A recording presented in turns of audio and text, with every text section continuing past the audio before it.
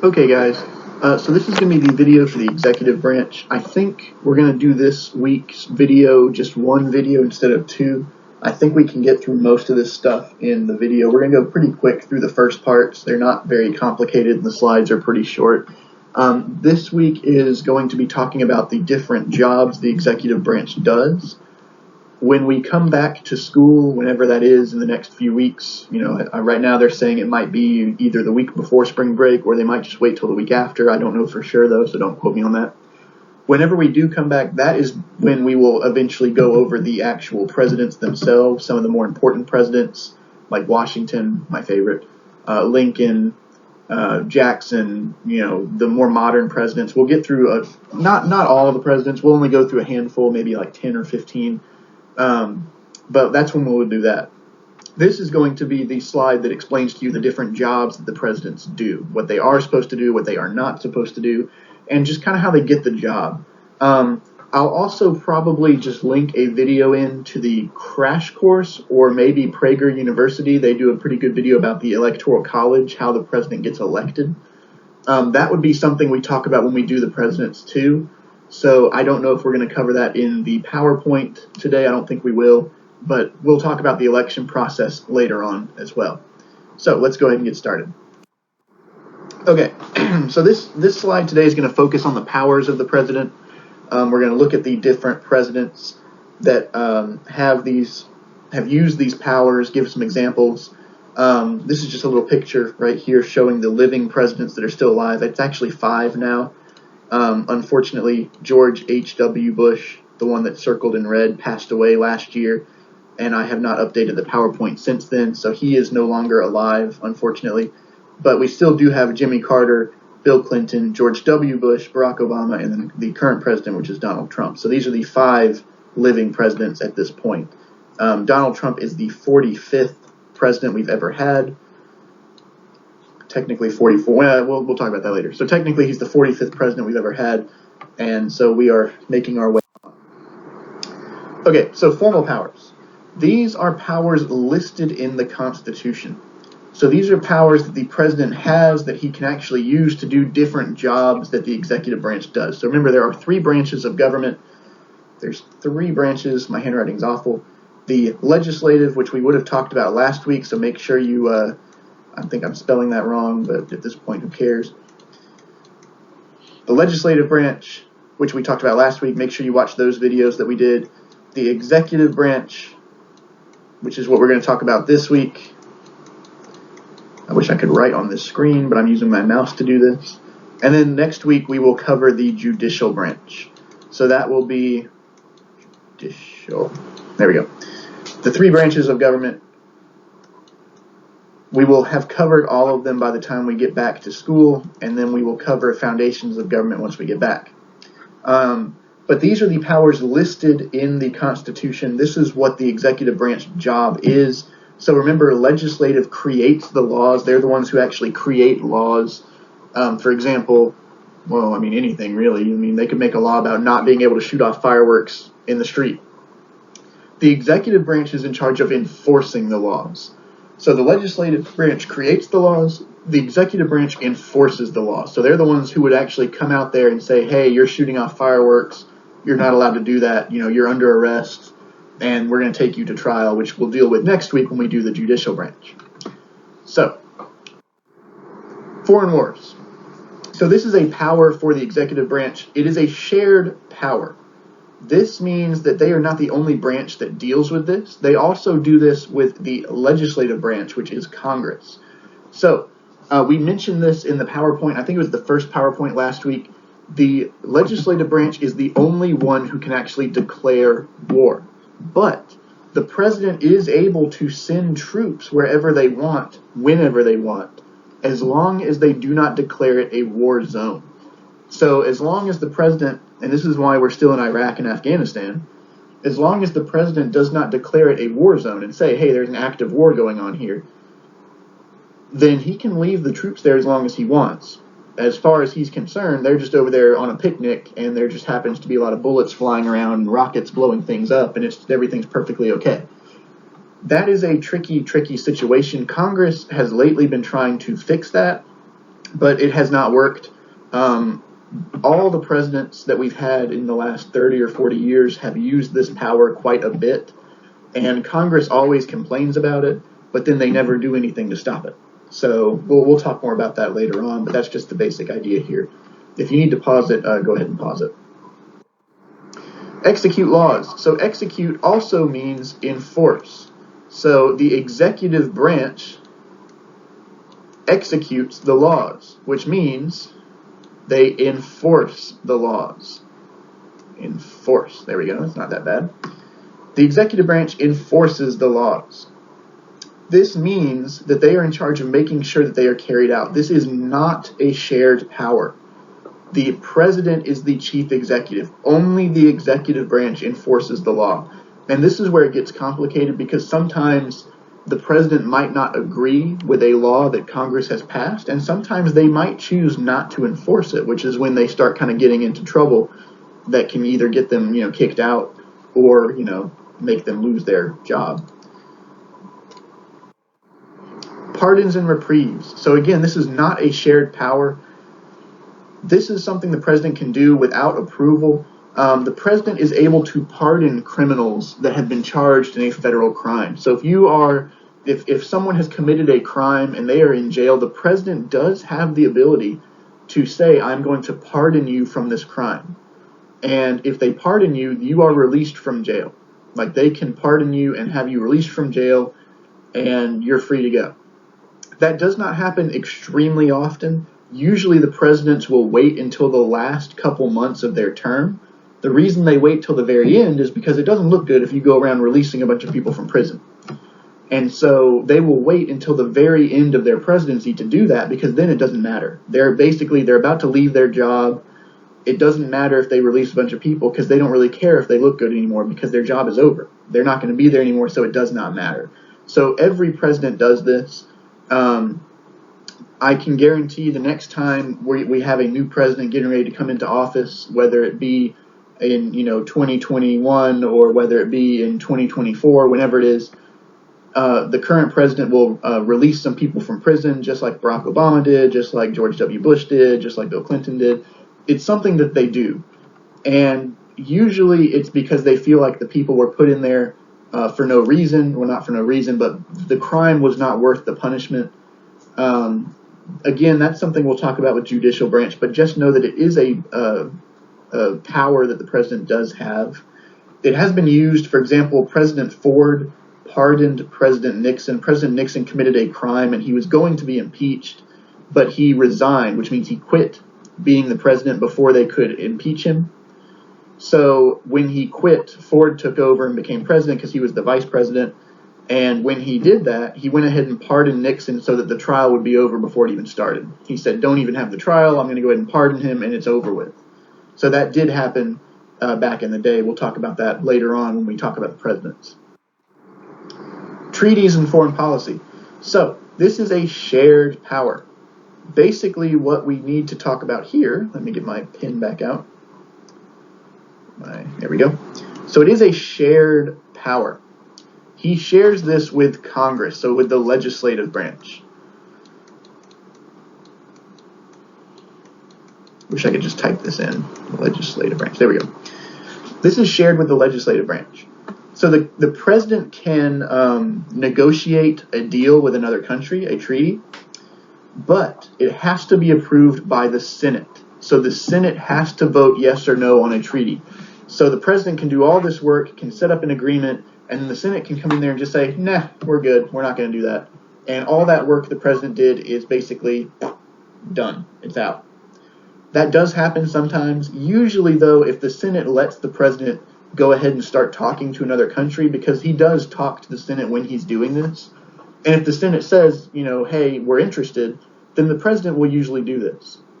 If the Senate says from the beginning, hey, this isn't going to happen, then the president will usually not go through with it because he'll know that it's just not going to work out, and then it's just a waste of time.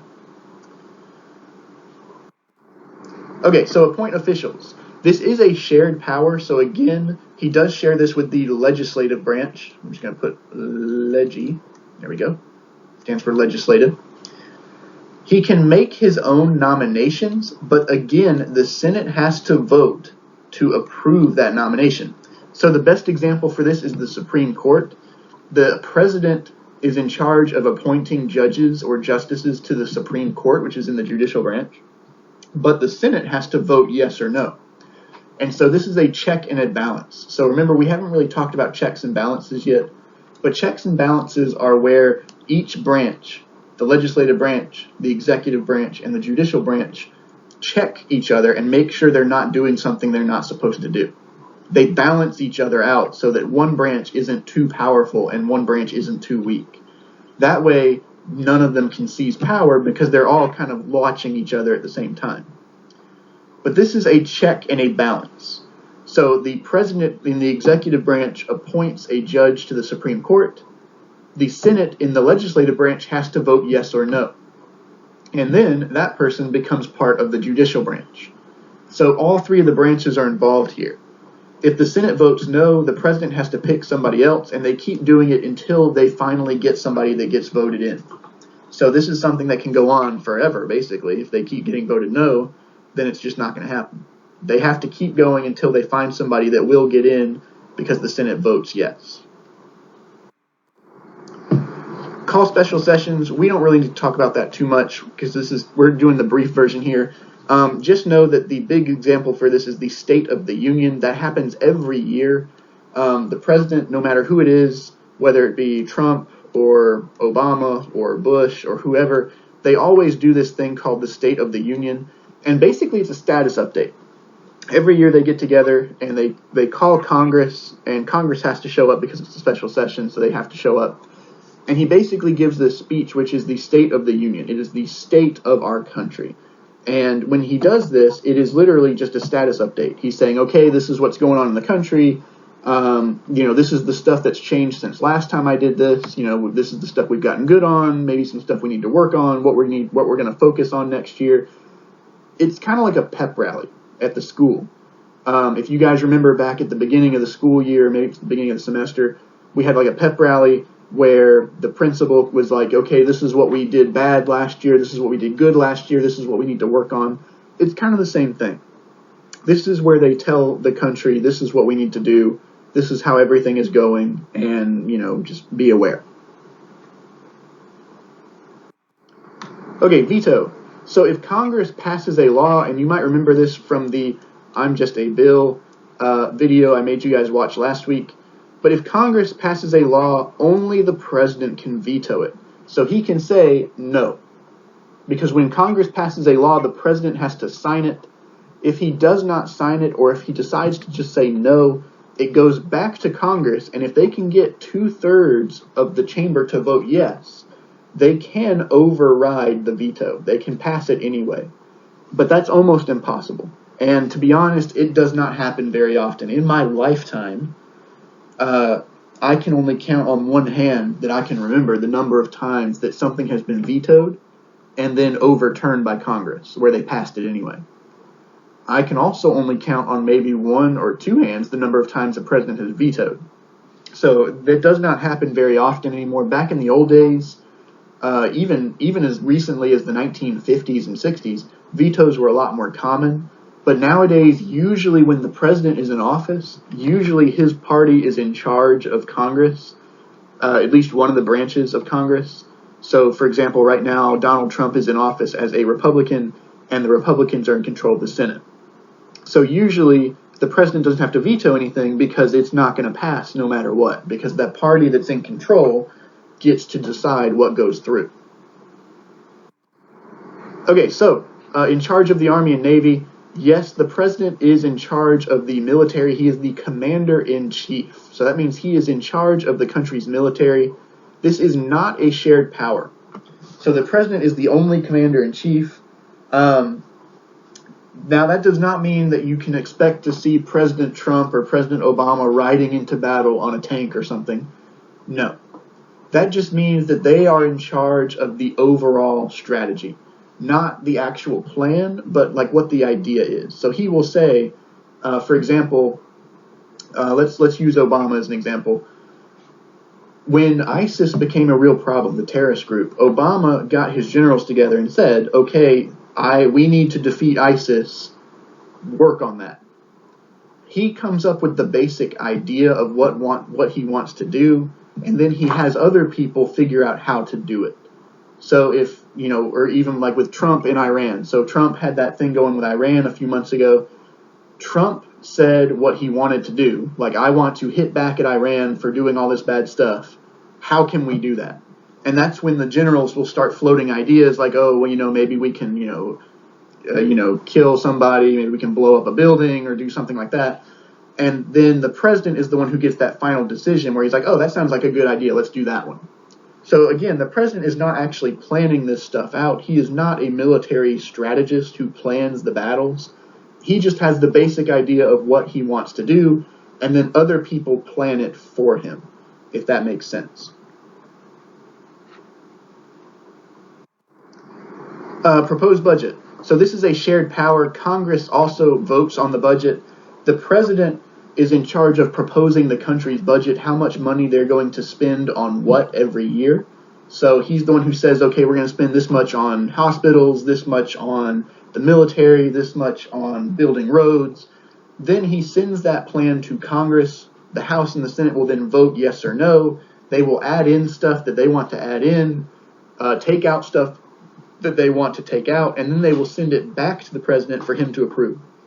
Until both sides agree, there will be no budget. So both sides have to agree to the same plan before it can go through, and then that's when they decide how to spend the money. Informal powers. So informal powers are not listed in the Constitution. They're also called implied powers. So these are not listed. Think of the elastic clause from the legislative branch we talked about last week. They're not listed, but they are implied. So he has to be able to do this stuff to do his job. And so even though they didn't write all this stuff down, he does need it anyway. So, ceremonies. The president in charge of doing ceremonies, not a huge deal for the class. We really don't need to know a whole lot about it, but he's the one in charge of doing ceremonies like awarding medals of honor to veterans who did something crazy, heroic during a war. That's something that he does. Invite diplomats to the White House. So the president is in charge of talking with diplomats from other countries. That is kind of part of their job description. They're supposed to represent the U.S. to other countries on the planet. So being able to invite diplomats to the White House to talk to them is not written into the Constitution, but it is something that he needs to be able to do. Shape public opinion. So technically this is a shared power because he has to work with the media, interest groups, and other political parties to shape public opinion. So if, for example, let's use, I'm trying to think of a good example you guys might have noticed. Let's talk about Iran. That's a good example. Trump did the bombing of the Iraqi airport where he killed an Iranian general. When he did this, he used some of these resources. He used the media, he used interest groups, and then he also had people in his own party talking about how good this was. The media, so the news, like over here, the news, they will give them information. They will say, hey, okay, so we killed this guy named Soleimani because he was responsible for killing thousands of American soldiers. He was the one who was responsible for building these bombs that hurt a lot of our people. That is why we targeted him. And the media is going to share that information on their websites, on their TV channels, and the newspapers. And the American people are going to see this. And the American people are going to go, oh, that was a bad dude. Well, maybe it's a good thing we got rid of him because he did a lot of bad things. That is one way that he's going to shape public opinion. He's going to get people to see it from his perspective on why he did that. Interest groups are another way. So an interest group is a group of people or a company that has an interest in something. That's why it's called an interest group. So, for example, there are interest groups that work to persuade people. They will spend money on advertisements. They will spend money on, for example, let's use CNN, the news company. They will pay to have commercials put on CNN talking about how good it was that we got rid of that bad guy. That is an interest group. And then, of course, political parties will also try to rally around that. So you had a lot of Republicans and even some Democrats saying what a good idea it was to get rid of that guy because he was a bad guy. You know, he did all these bad things. And so they're going to back up or go against the president based on that. But that's the basic layout of what public opinion consists of. Persuade others. So this kind of goes along with the public opinion thing. The president needs to be able to persuade others or convince, I'll spell that out, convince other people or groups to follow what he is saying. I think I spelled that wrong. Convince. Nope, I think I spelled it right. Convince, whatever. Convince. I'm just going to cover that over. He shares this power with a lot of people. So obviously the politicians, media, so the news companies, parties, the public, a lot of different groups of people.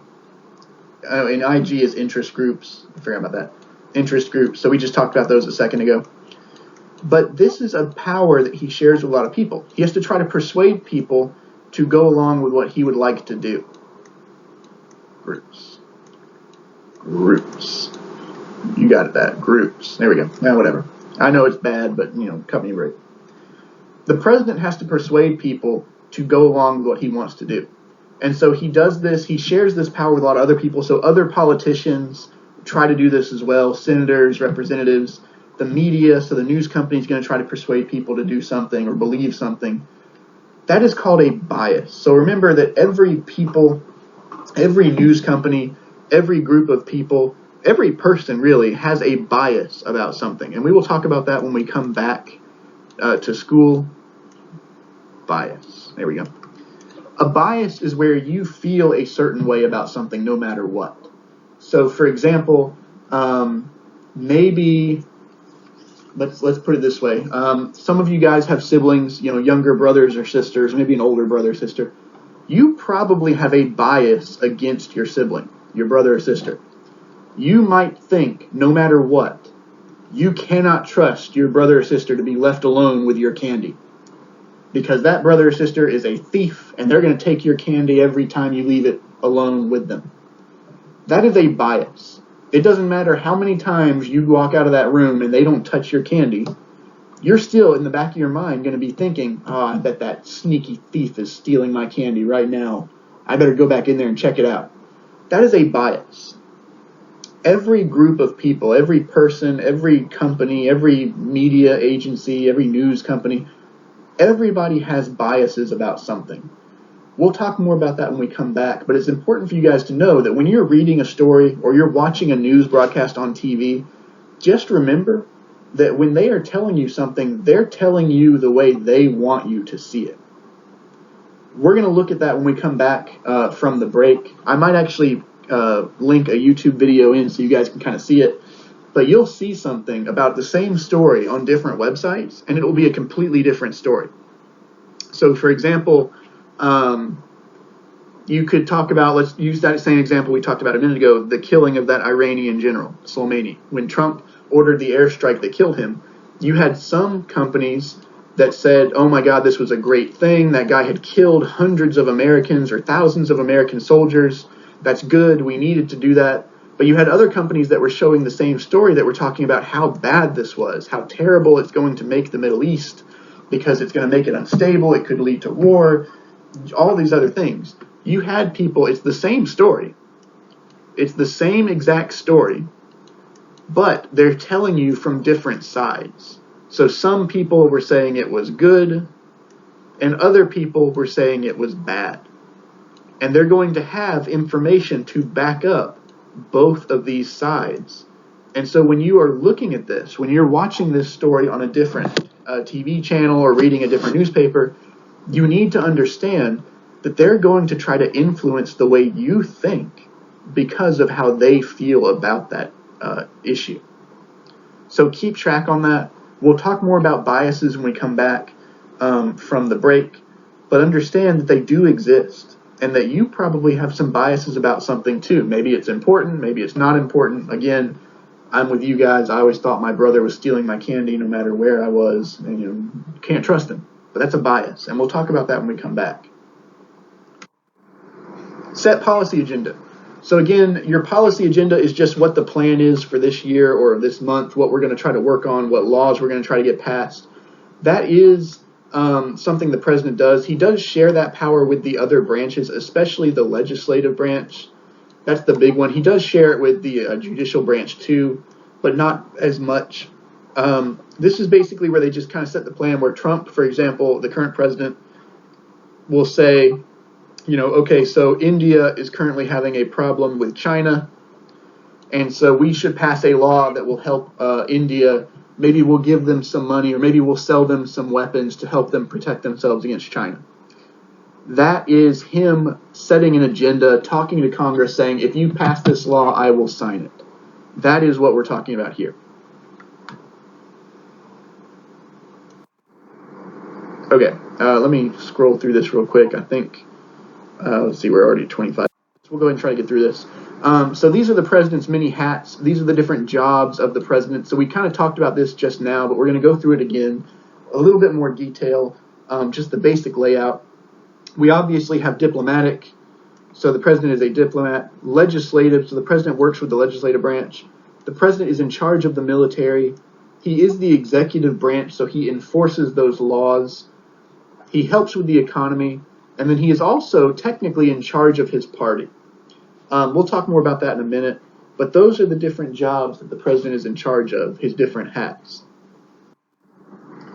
So the diplomatic side. And all you need on this, if you're copying it down, all you need is the underlined part. You don't need the other stuff. But the president is the chief of state. So he is the representative of the United States to other countries. He is the one, when they think of America, they think of that person. That's the person that is basically the spokesman that is giving the world America's message, whatever we're trying to do. He is the foreign policy leader. So the president is in charge of shaping how we deal with other countries. If we want to be friendly with them, if we want to be non-friendly with them, if we want to fight somebody, or if we want to make an agreement with somebody, he is the one in charge of deciding how we're going to do that. Through that, he also makes treaties. So we talked about this. The president can make a treaty, but the Senate has to approve that treaty. So if the president does all this work and the Senate votes no, then it's just completely thrown away and useless. And that does happen sometimes. The president is in charge of welcoming foreign leaders. So the president of the United States will meet with the president of another country to talk to that country about how we can work together or what our issues are or whatever. The president is in charge of sending foreign aid. So this can be anything from troops to money to food or water. So if there's like an earthquake, for example, a few years ago, there was an earthquake in Haiti, which is a country down in the Caribbean, if you guys remember that from geography. There was also an earthquake in Japan we talked about a few weeks ago. When that happened, the United States sent a lot of money and a lot of food and supplies, medical supplies, water, things like that to the country to help them. That is from the president. The president is the person who decides to send that stuff. That's the one who makes that decision. The president also names ambassadors, so there are representatives to other countries. They develop the foreign policy and national security, so the president is in charge of making sure that we have a plan about how to protect ourselves from other countries. The president is in charge of recognizing other nations. So you guys might remember from geography, we talked about this a little bit, that there are new countries. Every year there is a new country that is born on the planet, almost every year. And some of these countries are recognized, which means the U.S. or other countries say, okay, you are real, we believe in you, we support you. Some of them are not recognized. So there are countries that want to exist, but other countries just say, no, you're not real. You're actually owned by this other country. You're not real. The president is in charge of deciding who is and who is not a country the U.S. will represent, or at least recognize as being a real country. If you need to pause it, go ahead and pause it. Legislative. So again, this is just a basic layout. We kind of already went through this. He's the chief agenda setter, so he sets the plans for the legislative branch, what we're going to work on, what laws we're going to try to pass, what kinds of laws. He can propose legislation, so he can say, hey, I'd like you guys to create a law about, immigration. And if you create a law that I agree with, I will sign it. And so then the legislative branch can decide, okay, we know he's going to sign something, so let's put something together and see what we can do. He can sign or veto bills, so we kind of talked about that already. He can either sign it and make it a law, or he can veto it, and then it goes back to Congress, and if they can't get enough votes, then it dies. So this is something that goes back to the legislative branch we talked about last week. If you watched the How a Bill Becomes a Law video like you were supposed to, it explains this pretty clearly. He can invite people from Congress to the White House to speak to them about trying to get something done. He can call special sessions, so we talked about that with the State of the Union, which is kind of like our status update each year about how the country's doing. He can set public policy and policy agenda, so again, that's what the plan is, what we want to focus on. And then obviously the State of the Union, which we kind of already talked about, is a special session where he just gives the year's agenda. You can pause it if you need to. Military. This is pretty simple. He is the commander-in-chief, so he is the leader of the military. He's in charge of the military. He has the ability to send troops to stop riots, to protect the country, or to fight somebody that we need to fight. That is the president's ability with the military. He shares the war-making power with Congress, though, so only Congress can declare a real war. But again, the president can send troops wherever he wants. He also he appoints the leaders of different groups. So the president picks who's in charge of something like the CIA. The CIA is the Central Intelligence Agency, so those are our spies. The different chiefs of staff, so the different leaders of the different branches. So there's an army. There's a guy that's in charge of the Army. There's a guy that's in charge of the Navy, the Air Force, the Marines. These are the people that are picked by the president to lead the different branches of the military. Yeah. Pause it if you need to. Executive. So remember, he is the chief executive. That means he is in charge of enforcing the executive branch. He is in charge of the executive branch. So he's the one who hires or fires people into the branch. He appoints different officials. So obviously we talked about the Supreme Court. He appoints Supreme Court people to the Supreme Court. That's SCOTUS. That's Supreme Court of the United States. Federal judges. He is in charge of appointing different jobs to like the cabinet. We'll talk about the cabinet later on. He can grant pardons. So we talked about that already. That's where he forgives you for a crime you committed, where he lets you out. A reprieve is similar. It's where he will delay the penalty. So if you have the death penalty and you're going to be executed, the president has the ability to say, I'm going to give you a reprieve, which is basically where he will say, okay, don't do it today. Let's wait a couple weeks or a month or two. And, maybe check over this and make sure that we got it right before we execute somebody. Again, those don't happen very often, but they can happen. If you need to pause it, go ahead and pause it. Economic. So the president is in charge of trying to boost the economy. So he's the one who sets the budget, how much money the country is going to spend. So right now is a good example. Donald Trump, the current president, has said, he wants to spend this much money to try to stop the coronavirus.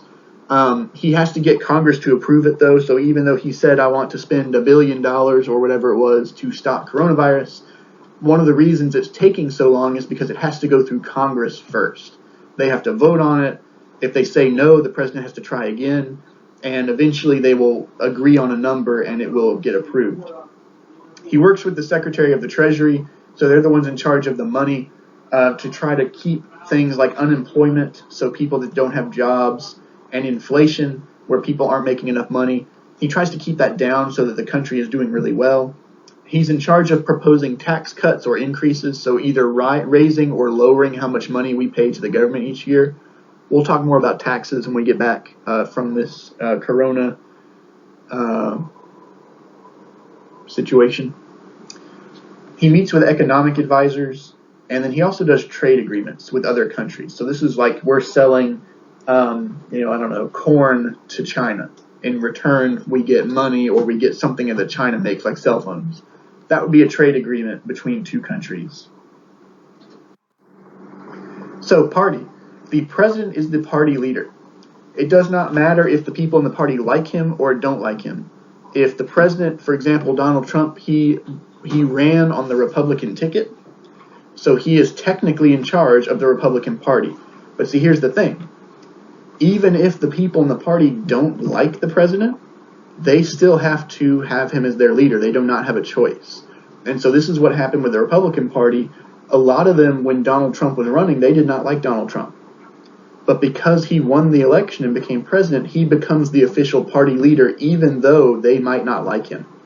And so that's where it gets kind of tricky. And this happens a lot with different presidents. A lot of them, not everybody likes you. And so there are always going to be people in the party that do not like the person for their party. And when that happens, it gets kind of awkward. But because they are the president, they are automatically in charge of their political party. And because of that, he can set the focus and direction for the party.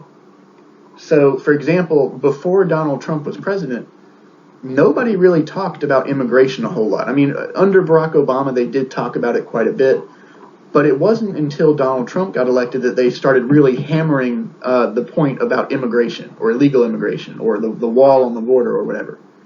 That's because as soon as he took over as the party leader, he could make them work on what he wanted them to work on. He could tell them, I want you to focus on this. This is what we're going to deal with now. And they really don't have much of a choice. They have to really go along with it because he is their party leader.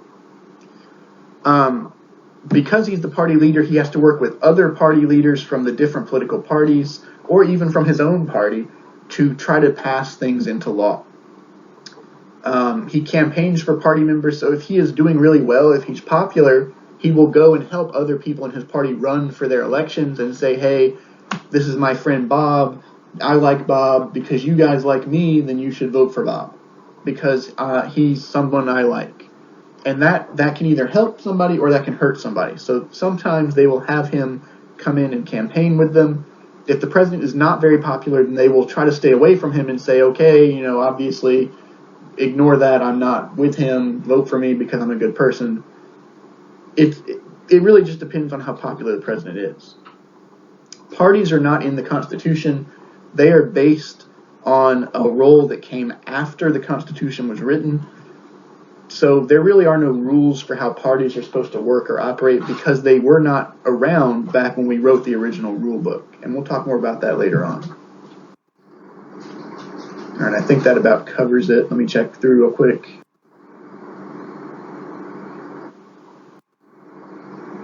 Yeah.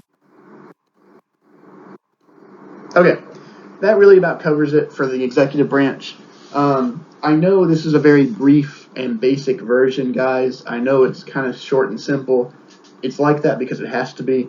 Again, the slides we went through, this video right now, it's at like 38 minutes or so. That's normally what we would have covered in about 2 or 3 days of class time. So we're really kind of going through this very quickly. It's the very simple, quick and easy version because, that's all we can do. When we get back in the actual classroom, we might brush over it again and kind of smooth it out a little bit, make it a little bit easier to understand. But really, that's about as far as we can go with it in terms of what we can do over the computer like this. Just make sure you guys are paying attention to Google Classroom. If you're confused, watch the tutorial video that I've put up. It's called Google Classroom Tutorial or something like that about how to get in there and do the worksheets. Watch other videos about this stuff. I will link in certain videos I think you guys should watch alongside the ones that you actually have to watch for the class. So some of them have like the video sheet that goes with it. Other ones won't, but you should probably just watch it anyway just to give you some more information. Again, if you guys have any questions, make sure you email me. Try emailing me on my school email first.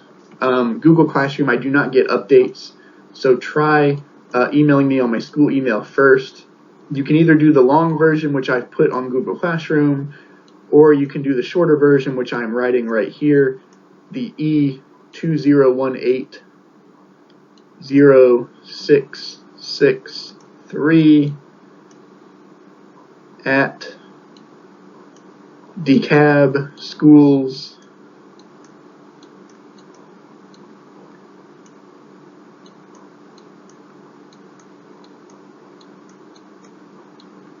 GA.org.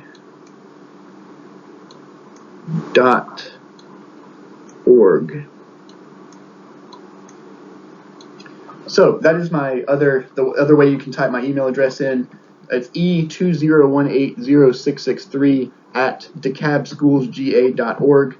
If you want to just copy paste it from my Google Classroom, you can do that. It's on one of the announcements I did. It's the longer version where it's my full name at DeKalbSchoolsGA.org. That's the easiest way for you guys to get a hold of me because I can get the emails to my phone usually. Google Classroom does not send alerts to my phone, so I can't see them. It's only when I actually log in and check it, and I only log in to check it at certain times throughout the day or evening, depending on what's going on. And again, it's all about internet too. I know some of you guys, internet sucks, especially now that everybody's using it at the same time because everybody's kind of stuck at home. So I know my internet's a lot slower than it usually is.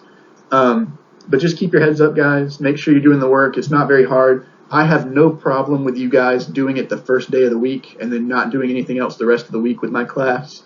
As long as you get the worksheets done and turned in and you're kind of just following along on the slides, I am fine with that. You don't have to wait all week to do it. You can do it the first day it opens up. That's actually even better. Just get it out of the way nice and easy. It's up to you guys. I have to do at least 2 grades a week, so that's kind of how I'm doing it. Eventually, I might try doing it maybe with judicial branch where I will have you guys just take notes on the PowerPoint I do, and that will be one of the grades. You'll just upload a picture of your notes that you've taken. But other than that, guys, have a great day. Don't do anything stupid. By the time you see this video, I will probably have uploaded the other legislative branch video. This is the only video for the executive branch. I might link a couple of other videos that other people have done, but this is the only one that I'm going to do. So just be aware of that. Don't be looking for another one. This is the only one. And then I will see you guys again when I do judicial branch. Have a good week.